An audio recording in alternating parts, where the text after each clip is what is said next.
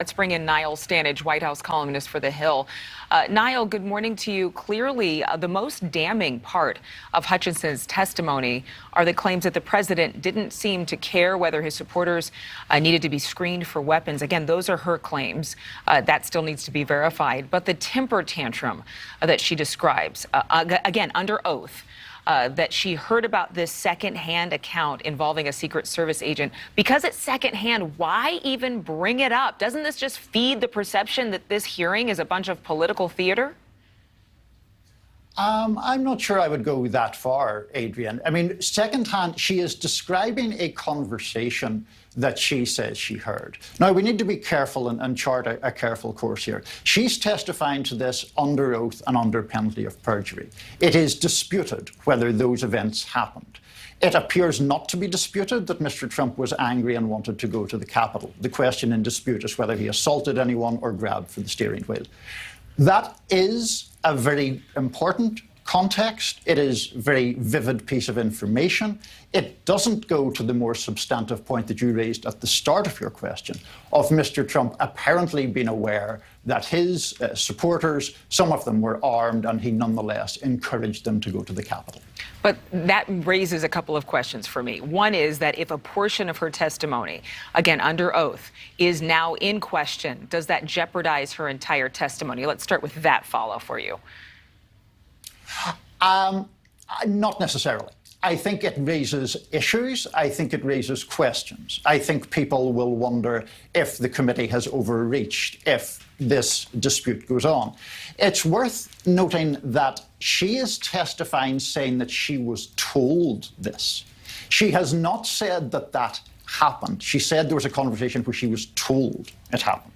Now, there are other things that she did hear firsthand. I saw our friend Chris Starwald on last hour talking about that in relation to the rally at the Ellipse, where she herself says she directly heard Mr. Trump being rather blasé about whether people were armed. So I don't necessarily think that questions over the limousine part, though important, detonate her credibility more broadly. I think there are a lot of Americans watching all of this go down who are thinking, okay, so there was a hot and heated moment inside of a car with Secret Service agents. No doubt there are a lot of people on the planet who've had hot and heated moments inside of their vehicles.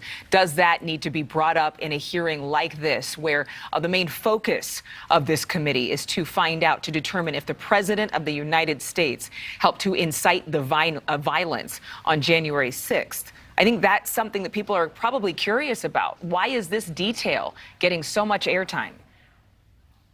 Well, I mean, isn't part of the reason it's getting so much airtime because it's disputed? I mean, this is part of a broad pattern that Ms. Hutchinson is claiming. And the fact that there is pushback against it is part of what is fueling the coverage. Look, it is also a vivid detail. I'm not denying that at all. And it is being used to demonstrate Mr. Trump's state of mind. Again, though, I get back to the point that though the specifics of what happened in the car are disputed, Mr. Trump himself told the Washington Post in April that he wanted to go to the Capitol and that Secret Service told him not to do so. I have to get to the former president's response. Of course, he's denying the allegations. No surprise there.